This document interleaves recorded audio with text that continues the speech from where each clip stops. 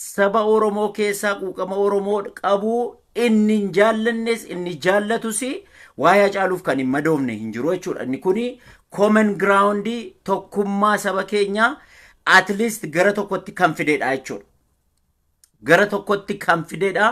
Inni kuni positive aspectidha jechuudha. Hacaaluu dhabuun keenya garaan keenya madaa'uun akkuma jirutti ta'ee garuu unityidhaan tokkummaadhaan kallattii tokko irratti waa'ee tokkoof ajandaa tokkoof quuqama tokko namni keenya akkas walii galee hiriira ba'uun amma kallattii tokkoon gara tokkotti duuluun tokkummaa sana keessaa isa ijoo gaarii tokko dheen fudhadha jechuudha. Ji'a tokko kanatti wanta guddaa argine keessaa isa tokko.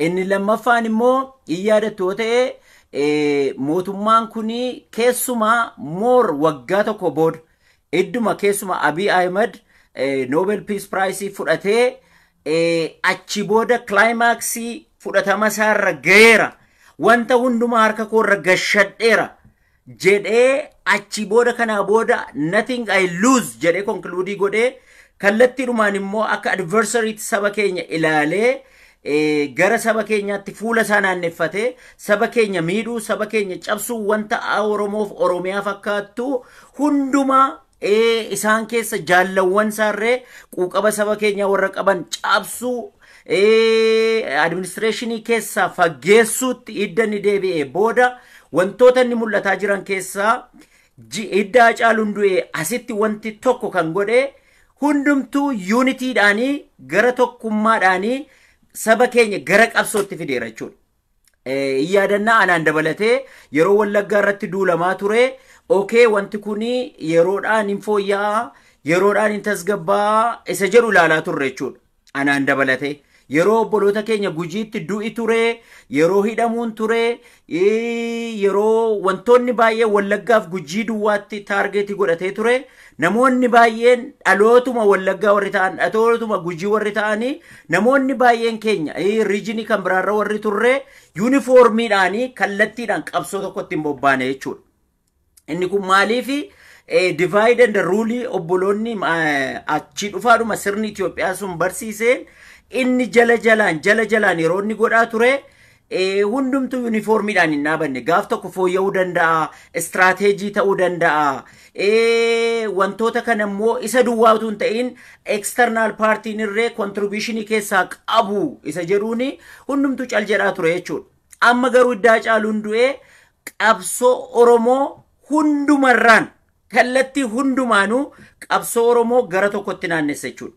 Riijiniin hin jiru ideolojiin siyaasaa hin jiru namoota warra garaa isaaniif bitaman irraan kanaaf garaa isaaniitiif ittiin bulinnaadhaaf sareen maal nyaatti jedhan ittiin bulinnaadhaaf warra taa'anii inkaamiin isaanii resource of inkaamiin isaanii paartii siyaasaa biltsiginnarraa kanarraa ta'eerraan kanafe hundumtuu Oromoof Oromiyaadhaaf quuqamaa kan ture hundumtuu quuqamaa kan jiru saba keenyaa fi aduun bilisummaa hin ba'a qabbanatu dhufa istirateejiin isa adda addaa haa ta'uyyuu malee kallattiin inni ittiin bobba'u adda addayyuu haa ta'uyyuu malee saba keenyaaf waan gaggaariin tokko hin ba'a jedhee kan yaadaa ture hundumtuu fuula isaa gara tokkotti naanneffate jechuudha.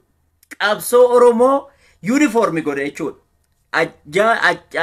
Ajjeechaan Hacaaluu hidhamtoonni baay'een turaniiru Oromoon baay'een hidhamaniiru warra akka Abdii Raggaasaa fa'aa qaroo warri ta'anii siyaasa keessatti fiigaraatiif warri ta'anii hidhamaniiru garuu uummanni Oromoo uniform from coast to coast from every continent baay'ee akka siriira tokko irratti nagaa tokkoon fuula isaa gara tokkotti naanneffanne jechuudha. Maaltu naanneffachiise du'i Hacaaluu hidhamtoonni siyaasaa Oromoo irratti kallattiidhaan duulamuun suni qabsoo sana gara tokkotti fide jechuudha.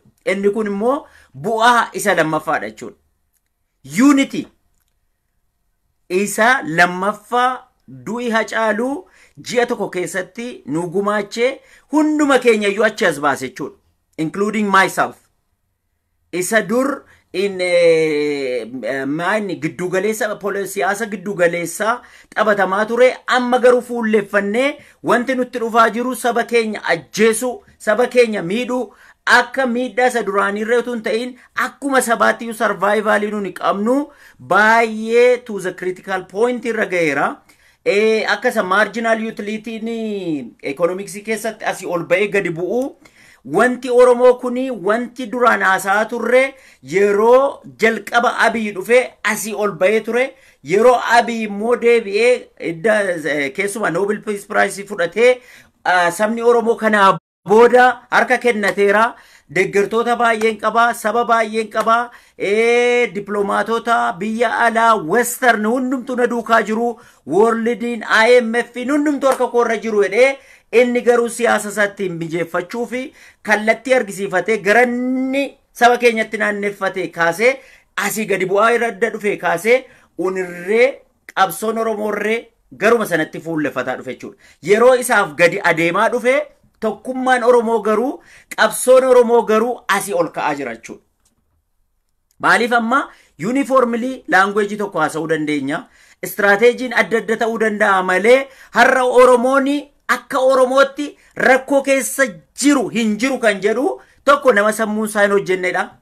Tokko nama sirriidhumatti yaadee waa xiinxaluu hin dandeenye akkasumatti bahee galu yoo ta'e malee har'a Oromoon on a critical condition irra jiru hin jiru jedhee namni yaadu tokko hin jiru. Namni sammuu qabu, namni nagaa qabu, namni Waaqayyo sammuu nagaa kenneefi waa xiinxalee cost benefit analysis baasee haasa'uu danda'u ijoollee waggaa 10 kaaserree ijoollee waa adda baafachuu jalqabderree kana sirriitti hin beekte jechuudha. Kanaaf qabsoon Oromoo amma uniformiidhaan oddoo isaa duriitti deebi'ee akkuma karvii gadi bu'ee ol ba'aa gadi bu'ee ol ba'aa gadi bu'ee ol ba'aa ture amma deebi'ee asii ol ka'aa jira jechuudha. Inni asii ol ka'e kuni gara bilisummaatti, gara injifannootti, gara moo'ichaatti akka inni nu deebisu, akka inni nu bittinneessine abdii guutuun qaba jechuudha.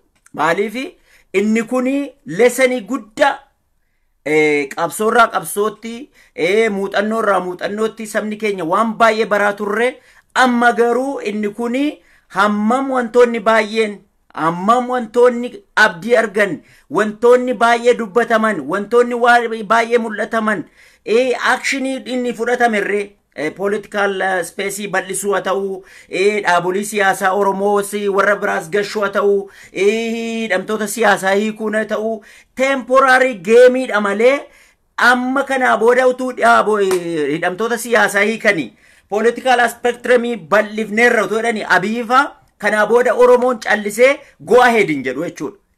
Beektonni Oromoo kaleessa amanan okay kanuma itichinee ce'umsaaf nuuf godhee gara ce'umsaatti nuuna ceessisu jennee namoonni baay'een warra biyya keessa galanii hidhamanii dabalatee akkasitti yaadaa turan amma hin yaadamu jechuudha. Amma kanaa booda utuma ta'ee utuu hammaatee waanuma fedhe ta'ee hidhamtoonni siyaasaa utuu hiikamanii utuu dirreen siyaasaa bal'atee amma filannootti deemnutti irree wal duukaa murteeffannaadha malee sabni keenya qaama decision making keessatti taanee gara ce'umsa kan biraatti dabarra isa jedhutti deema malee istirateejii sabni Sudaan keessumaa warri lolaa ture warri fincilaa ture karaa nagaa hiriiraa turee fi waraanni mootummaa keessa ture walitti dhufee transition position tokko yookiin governmentii tokko amma dhaabuutti deema malee sabni keenya calliseedhuma duudhaadhumatti gara sanatti kennee na deemu jechuudha.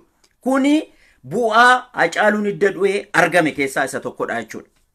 Inni sadaffaan akka gaariitti jedheennan yaadu maalisa ta'u maalisi yoodhuma aayidiyaan tokko irree daftee shartattettee nama harkaa baate amma wanti nutti adeemaa jiru akka sabaatti wanti achi as adeemaa jiru tokkummaa Oromoodhaan mo'achuu kan dandeenyu malee wal bittinneessinee yaadaan bittinnoofnee eessayyoo kan geenye hundumtuu hubateera jechuudha.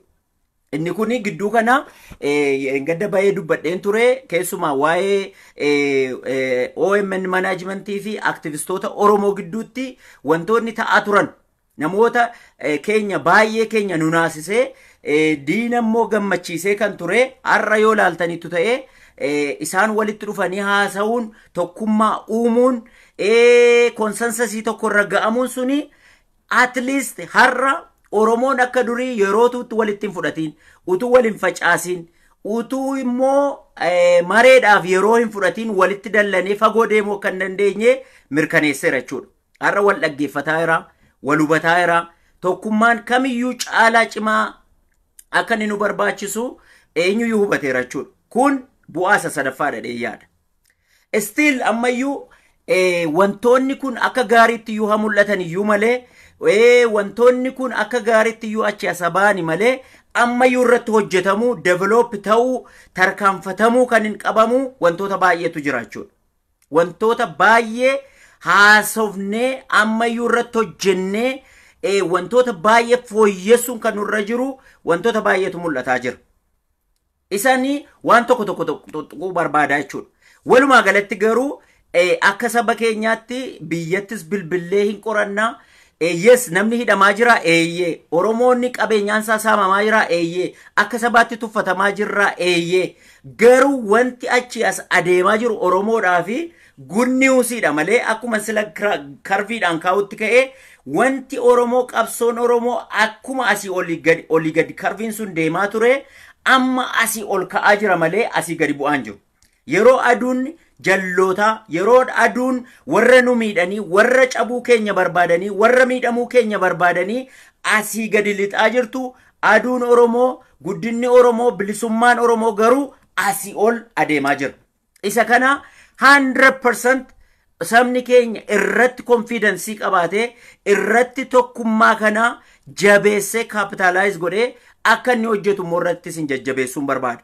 Amma namoota biyyaa warruma miidhamaa jiran keessa namootuma depressionii sana keessa jiranii yeroo haasofnu miidhaan iyyuu haa jiraatu malee kutannaan nama kaka'umsi nama benefitiidhaan isa warri mootummaan asiif achi jajallisuu yaaduu iyyuu hamma ta'e tokkummaa saba keenya akka sibiilaa cimsaa jira waan ta'eef inni kun kaapitaalii aseetii guddaa irratti invest goonee kana caalaa hojjechuun nurra jirudha dheena mana. Kanaaf asii ol adeemaa jira malee asii gad adeemaa hin jiru. Egaan waa'ee tokkummaa kana yeroo haasofnu namoonni baay'een kallattii adda addaa waa'ee tokkummaa haasa'aa jiru. Haasa'amaa jiras, haasa'amuu qabas, aktiivistiin haasa'uu qaba, dhaaboliin siyaasaa haasa'uu qabu, joornaalistoonni keenya, gaazexeessitoonni keenya ajandaan Oromoo kanaa booda kan inni ta'uun irra jiru tokkoof tokko tokkummaadha. Ijaaramsa. Tokkummaa, ijaaramuu, toleraansii, wal hubachuu, tiimworkii. Inni kuni jabaatee itti fufuu qaba. Ajandaan eenyuyyuu irra tokko jedhee kan inni jalqabuun irra jiru tokkummaa Oromoodha. Maaliif irra kan cabaa jirru, kan miidhamaa jirru ormaan utuu hin ta'in Oromootu Oromoodhaan cabaa jira. Oromootu Oromoodhaan miidhamaa jira. Yookiin benefitiidhaan haa ta'u, yookiin taayitaadhaan haa ta'u, yookiin waanuma xinnoodhaan haa ta'u, wantoota baay'ee example gurguddaa kaleessa har'a wanta ta'aa jiru hundumti keenya kan beennu xiqimii adda addaatiin wantoota xixinnoo achi Oromoon fageessineen deemaa jira waan ta'eef ajandaan Oromoo, aktiivistiin Oromoo tokko jedhee haasaasaa kan inni jalqabu tokkummaa Oromoo irratti capitalize godhaa deemuudha. Waa'ee tokkummaa kana yeroo dubbannu engaddas dubbadheeraa, yeroo darbes dubbadheeraa, necessarily wayyaa tokko uffatanii akka bara dargii sana uniformii fakkaatu naqatanii deemu miti dubbiinsaa. Dubbiinsaa komen goolii tokko qabaatanii komen goolii sana bira ga'uudhaaf immoo istirateejii adda addaatiin deemuu dandeenya. Istirateejii Abbabeen qabatee jiru, istirateejii Badhaasaan qabatee jiru irraa tarii adda ta'uu danda'a. Istirateejii Gammadaan qabatee jiru irraa adda ta'uu danda'a. As long as Abbabeenis, Gammadaanis, Badhaasaanis, Baqqalaanis galmi isaa tokko ta'e Oromoo fi Oromiyaa amma ta'etti isa kan akkamitti wanta commonly walitti nu fidu akkamitti deemuu dandeenya, wanta commonly walitti nu fidne immoo akkamitti ilaaf ilaameedhaan hiikuu dandeenya. Isa jedhuuni hiikkataa deemuu qabna jechuudha. Inni kuni kan inni itti nu geessu ijaaramuu irratti nu geessa jechuudha. Ijaaramuu kana namoonni baay'een dubbataniiru. Ani isa kana ijaaramuu kana xinnoo istirateejii isa specialization jedhan engadda dubbadhee ture irratti tan fiduu barbaada. Namni akka wal beekutti, akka professionii isaatti inni siyaasa beeku siyaasaan, inni waa'ee saba qaaquu qaba qabu aktivistoonni aktivismiidhaan warri walitti dhufanii yoo yaadaan tokko ta'uu baatirree ilaalchaaf adeemsisaa tokko waan ta'eef akka professionii akka wal dhiyeenyaatti namni keenya gurmaa'oo adeeme gurmuun inni sun gurmuusa tokko wajjin gurmuun inni sun gurmuusa tokko wajjin immoo walitti dhufee gara umbrellaa tokkotti dhufaa jechuudha. Kanaaf professionii isaatiin namoonni walitti dhiyaachuu danda'u, gurmaa'uu danda'u, akka naannoo tokkotti jiraatanitti amma fakkeenyaaf ani Kanaadaa keessa jiraadha. Biyya Kanaadaa keessa warra jiranii wajjin naannoo state yookiin immoo provinsiin keessa jiru keessatti wajjin ta'uu danda'a yookiin immoo professionii dhumaan yoo ta'u daddaatiin ta'u namni gurmaa'oo adeeme asittis bixxilamee yaada daddaa bittinnaa'utu hin ta'in akka ilaalcha isaatti akka yaada isaatti yoo gurmaa adeeme gurmuun inni sun immoo walitti dhufee gurmuu guddaa tokko uumaa yoo adeeme inni kuni tokkummaa Oromoo jabeessuu danda'a jechuudha. Isa kana yeroo goonu maaltu nuu dhufa wanta TOR tokko term of reference tokko lafa kaa'atamee yeroo gurmoofnu maal at least yoo xinnaate maal irratti walii galuu qabna isa jedhu ogeessonni baay'ee qabna of gidduudha maanguddoota baay'ee qabna siyaasa keessatti maachuritii gurguddaa kan qaban namoota baay'ee qabna isa kanarraa fudhannee term of reference tokko lafa kaawwannee term of reference sanaan namoonni gurmaa yoo adeemanii baay'ee gaarii ta'a jechuudha. Keessuma oolee buluun kan hin qabne namoonni ba'anii Facebook irratti barreessuudhaan ta'u dubbachuudhaan ta'u media irratti dubbachuudhaan ta'u followers baay'ee kan qaban aktivistoonni keenya gurguddaan at least waa'ee rogummaa kana waa'ee aktivismii kana walitti dhufanii foorumii tokko dhaabuun is a critical time jedhee yaada. Isa kana waan kaasee fi sababii gurguddaa lama qaba. Adversariin keenya amma lamadha. Adversariin keenya mootummaa nafxanyaa fi abashoota nafxanyoota mataa isaanii warra mootummaa keessatti caasaa mootummaa keessa galanii hin jirre garuu sirna keenyatu dhaabataa jira sirna uni barbaannutu abiyyi nu dhaabaa jira jedhanii warra abdatanii waan isaan godhaa jiran tarii namoonni baay'een keessan beekuu dandeessu. Waan isaan godhaa jiran maayinni namoota media irratti social media irratti dubbatan extreme media irratti ba'anii dubbatan warra bebbeekamoo ta'anii walitti kurfeessanii ajandaa tokko seetii godhu jechuudha. Har'a yoo argitanii aktivistoonni abashootaa yookiin immoo kan warra biltsiginnaa ajandaa tokko ganamaaf galgala yookiin amma guyyaa lamaatti amma guyyaa sadiitti ajandaa tokko haasa'u jechuudha. Inni tokko ganama bayee ajandaa tokko haasa'a. Inni sunis isuma sana fuudhee dhufe ajandaan isaa tokkichuma garuu the way they present adda adda ta'uu danda'a. Maaliif akkaataa namni tokko hundi keenya uumamaanii waaniin keenya adda adda waan ta'eef mata duree tokko akkaataa itti ibsinu adda adda ta'uu danda'a. Isaan maaltu kana ajandaa tokko seetii goosise isaan adeemsise gurmaa'ina isaanii walitti gurmaa'anii ajandaa seetii godhuu torban kanaaf ajandaa uni qabnu kanadha akkasitti dubbatamuu qaba. Oddoo akkasitti sa'aatii akkasitti warri kun gurmuun akkasii dubbachuu qabu warri kun immoo akkasitti dubbachuu qabu warri barreessan immoo akkatti barreessuu qabu jedhanii ajandaa seetii godhaa jiru jechuudha. Mootummaan biltsiginnaarree social media irratti namoota akkasitti leenjisee baasaa jira jechuudha. Isa kana wanta kaleessa liikdii ta'ee presentationii biltsiginnaan Oromiyaa warra miseensota isaatiif dhiyeesse argitaniitu propaganda jedhanii akkamitti propaganda seetii gochuu dandeenya social media irratti akkamitti baasuu dandeenya isa jedhu baasaa jiru jechuudha. Warra Amaaraas akkasuma kana jechuudha. Kanaaf unimmoo teenyee namumta akkuma barbaade waanuma natti fakkaate ga'ee bahee dubbadhe inni sunis waanuma sanatti fakkaate bahee dubbate inni sunis akkasuma bahee dubbachuurra warra yaada tokko qabu warri ba'uu danda'an warri quuqama saba keenyaa qaban warri kun walitti dhufanii ajandaa tokko fudhatanii guyyaa lamaaf isa ta'u guyyaa tokkoof isa ta'u guyyaa sadiif isa ta'u ajandaa tokko irratti haasa'uu qabna jechuudha. Inni barreessu ajandaa tokko irratti haasa'uu qaba.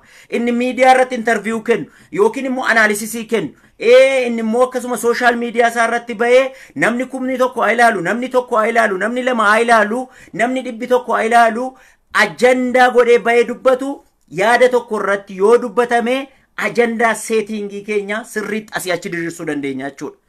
Isaaniin irree namni kallattii anaan dhaga'urraani isa tokko dhaga'uu dhiisuu danda'a. Inni namni tokko karaa kan biraa audience qabu inni tokko immoo karaa kan biraa qabaachuu danda'a jechuudha.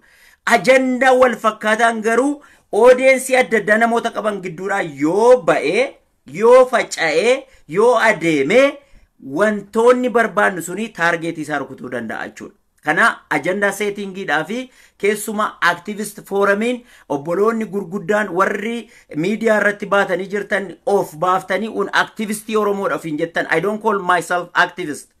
Garuu anamma gatiidhuma keessi koo madaa'eefan bayee dubbadha malee an activistiidhaaf hin jedhaan jiru. Garuu waa dubbataan jira. Namni tokko haa ta'uu namni shan haa ta'uu na dhaga'aa jira. Kanaafi waa'ee saba koo quuqamaa waan nan dubbadhuu fi at least ajandaa baye tokko nama tokkotti isa ta'uu nama 50tti isa ta'uu nama 500tti isa ta'uu namoonni dubbatanii walitti dhufanii ajandaa tokko irratti dubbatamuu turra qaba. Yeroo inni tokko waa'ee arraambaa haasa'u inni tokko immoo waa'ee qobboo inni tokko waa'ee qabsoo yeroo haasa'u inni tokko immoo waa'ee bilisummaa booda biyya akkamitti ijaarra jedhu haasofnaani arrayyuu ajandaan keenya asiifachi faca'aa ta'a jechuudha. Kanaaf yaada keenya gara tokkotti luucceeffannee deemuudhaaf miidiyaadhaaf ajandaa kennuudhaaf counteractive isaan ifidaniif gochuudhaaf ohuma keenyaa yommuu kubbaa miilaa gara meedaa isaaniitti asii achi dhiituudhaaf ajandaa settingiidhaaf aktivistoonni warri miidiyaa irratti baatan warri sagalee quddaa qabdan warri namoota walitti fiduu dandeessan alaa silas barreesseen ture isa kana utuu ooleen buliin gochuun dirqama dhadheeyyaadha. Warri bloggers miidiyaa xixinnoo YouTubers warri qabdan warri miidiyaa gurguddaa keessatti hirmaattan ajandaa settingii afaan Oromoo tokko ta'u haasaan tokko Oromoo akka inni tokko ta'u at least same yoo ta'u baate similar akka inni ta'uu fi ajandaa settingiidhaa fi forumiin tokko atattamaan dafee dhiyaachuun tokkummaa haasofnu sanaaf gaarii ta'a jechuudha. Kanaaf importance kana jala muree irra deebi'ee haasawuun stress godhuun bold gochuun underline gochuu barbaadeetanii yaada kana fide jechuudha. Kanaaf obboloonni nu dhageessan yookiin immoo namootatti kan hiiktan specifically maqaa dha'uudhaa fi warri keessuma amma qeerroo biyya keessaas haalota adda addaa organize goona kan jettan warra akka Yaayyaa Bashir warra akka Abtee Ittaanaa Abtee warra akka Tsaggaayee Araarsaa warra akka Isqeel Gabbisaa warra akka Yeroon Geessee warra akka Falmataa Ibroofaa warra jedhamtanii Ali Caffee Raamis Ali namoonni akkasii walitti dhuftanii namoota screen godhamee unitiin tokko dhaabate yookiin forumiin tokko dhaabate ajandaa haasofnu warri gurguddaan audience gurguddaa qabdan sa'aatii akkamitti abalu ba'uu qaba. Miidiyaatti warri dhiyaatan miidiyaa irratti ajandaa attam gootanii akka kubbaatti asii achi darbattu inni jedhu wanta akkasii kun seetii ta'uu qaba. Mootummaan isa kanarratti jabeessee hojjetee irratti successfully ta'uudhaaf yaalaa jira. Nafxanyoonni irratti yaalaa jiru. Kanaaf unimmoo teenyee olaallee hankeenyas gaariin ta'uu kanaaf we have to work on that one. Kanaaf pointi guddaan waa'ee tokkummaa Oromoo irratti dubbachuu barbaadu isa kanadha jechuudha.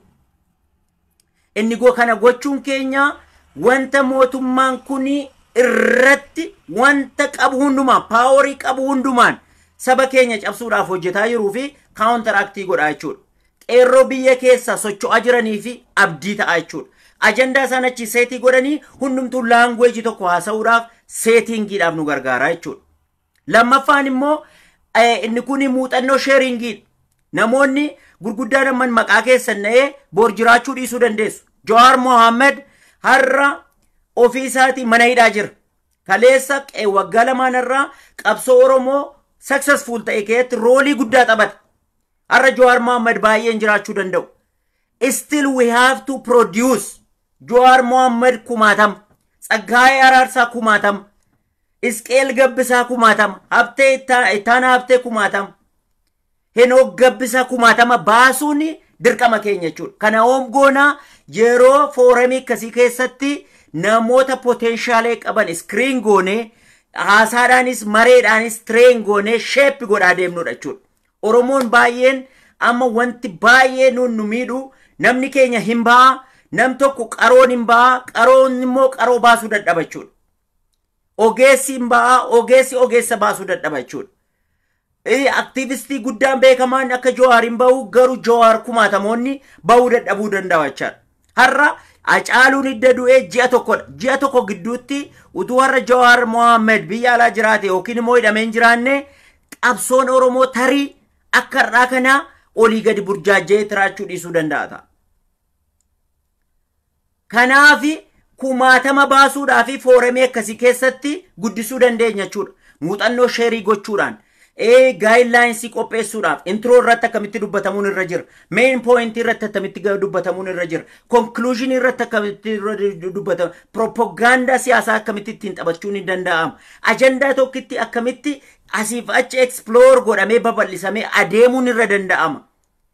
Akkamitti immoo wanti haasofnu baay'eensa tokkummaa saba keenyaa akka inni miidhetti deemsisuu dandeenya kan jennu foorumiin addanaa akkasii kun qophaa'ee yoo irratti hojjetamedha.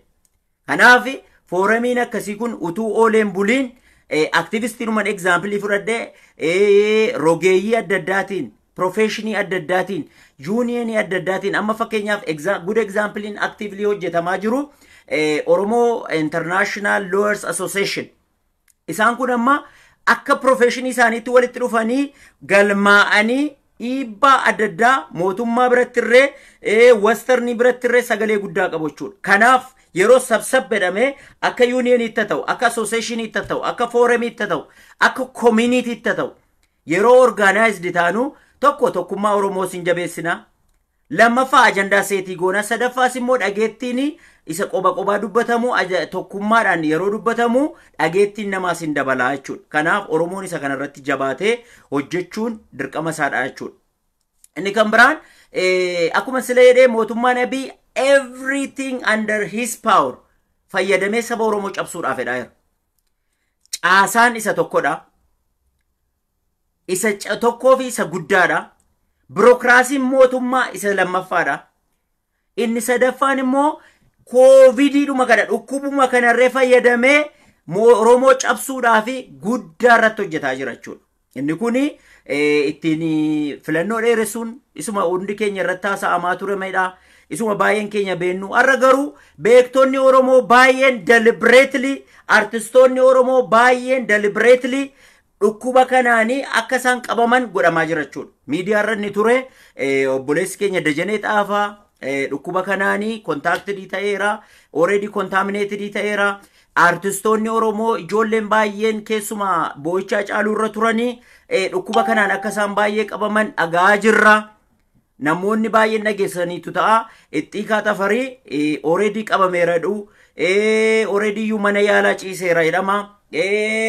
Gaaromsaa eeudha. Mucaan kun gaaromsaadhaan inni mataan isaa qabameera jedhu. Namoonni artistoota keenya baay'ee, namoota gurguddaa baay'ee dhukkuba kanaan deliberately jiruu koo dhadhee mootummaan kun Oromoo baay'eettiin miidhuudhaaf qophaa'ee jira waan ta'eef yeroon kun yeroo Oromoon karaa hundumaan biological weapon ta'uu danda'a. Good example is COVID-19. Caasaasaa ta'uu danda'a. Birokraasii isaa ta'uu danda'a. Kallattii hundumaan Oromoo jilbeenfachiisuuf hojjetaa jiru waan ta'eef immoo tokkummaan keenya isa kamiyyuu caalaa, biological weapon caalaa, caasaa mootummaan qabu caalaa, birokraasii mootummaan qabu caalaa tokkummaa Oromoodha waan ta'eef isa kana jabeessinee itti fufuun dirqamadha jechuudha. Qabsoon Oromoo tokkummaadhaan galma ga'a yeroo innu muuxannoon inni 2018 TPLF Maqaleetti gashee muuxannoo baay'ee nuu kenneera.